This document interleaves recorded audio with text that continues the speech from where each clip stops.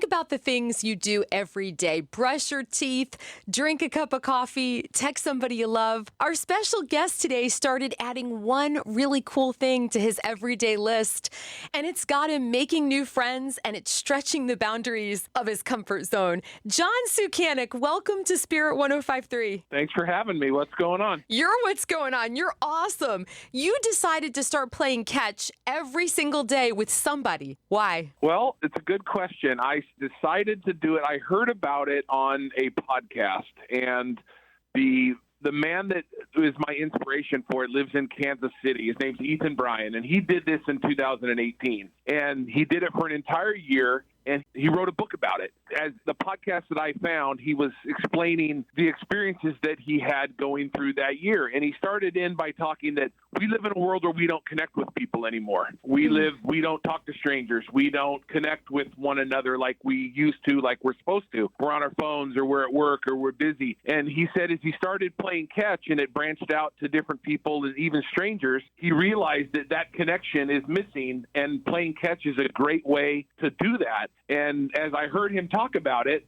I kind of thought something that I would do. And then I thought, I wonder if I can do it. I wonder if I could make it 365 days of playing catch. And I went home that night and just decided to start. Oh, man, I just love that you combined something that you're a fan of, baseball, you love the Mariners, with something you could do to change the world. Because how many of us, let's face it, John, we hear a great podcast, we get inspired, we move on to the next thing. But you've done this thing. Yeah, I went home that night.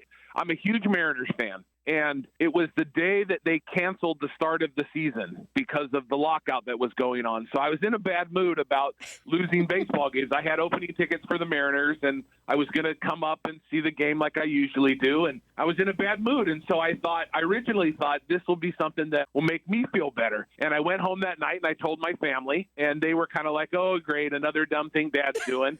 And I just decided to start. So the first night I grabbed my son and we went out in the backyard. It was 9 o'clock at night and dark and raining. And I said, let's play catch for 5 minutes. And he's like, what are we doing? And I said, just humor me. Let's play catch for 5 minutes. And we did. And 160 days later, I'm still going. I love that you took the lemons and turned them into lemonade. John, who is your favorite person who you've played catch with so far? I'm going to cop out on this one, Eric, because it's kind of cliche to say, but I can't really pick a favorite one. What I've learned is that everybody has a story. And sometimes it's just playing catch. At worst, it's just playing catch. And the cool thing for me is that everybody has a story. And when you play catch with somebody, it's a shared moment and you're interacting with them and you have to make contact with them. We're sharing that time together. And I'm going to look at you and throw you the ball and trust that you're going to catch it and throw it back. And in that process, you lower your guard and you just talk to people and you connect and stories come out. And I have cried with strangers. I've met new friends. I've had amazing experiences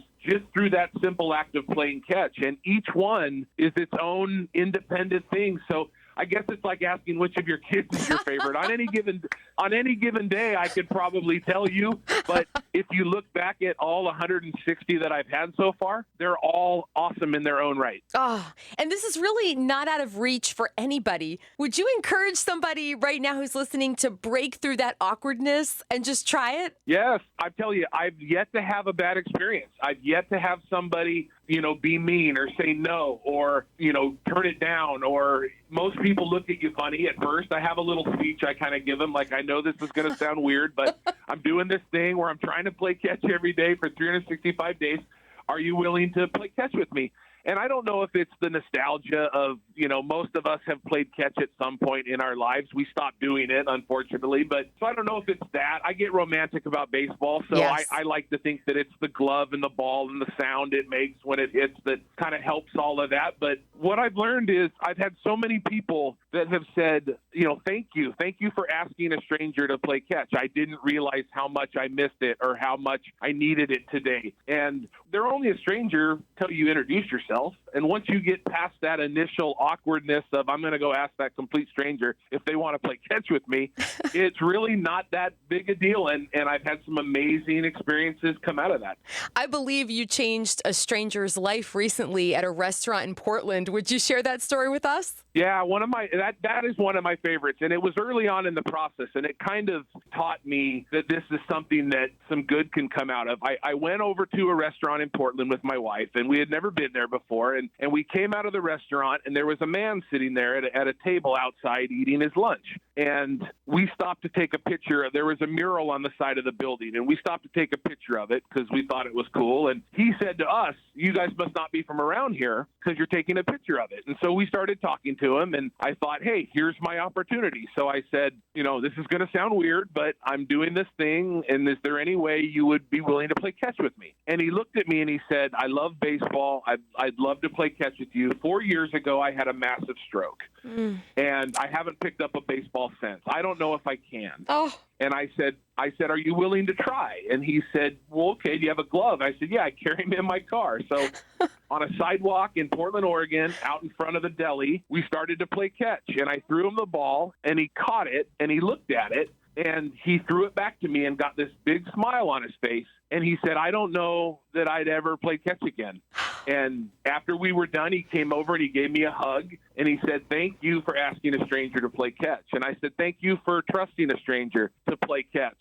And he looked at me and he said, "Don't stop." He goes, "You got to make it 365 days. The world needs this." Oh. And, I don't know if that's true. I'm just a guy that likes to play catch and is willing to ask strangers. But it was a really cool experience for me and this man. And the cool thing, Erica, is I have 100 of those type of stories that just seem to manifest themselves out of a simple act of, hey, do you want to have a catch? Oh, keep those gloves in your car. I mean, there is no crying in baseball, but John, you've got the waterworks going. What a beautiful story.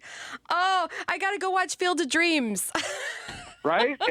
And for me, that's kind of where it started, right? I love that movie. I love Field of Dreams. I grew up, my dad was in Alaska, and my parents got divorced, and we moved down here to the Pacific Northwest. And when I would go up there for the summers to spend the summers with him, on the last day before we left to come home, that's a sad day for me. And we would play catch to pass the time before I had to go to the airport and fly home. So that's where it started for me. And then you see the movie and Kevin Costner, and it's a dad, and I cry like a baby every time I see it. I took my dad there to the Field of Dreams. We played catch in Iowa in 2017. It was one of my favorite days I've ever had. So all of that emotion is all part of, I guess, why I'm doing this.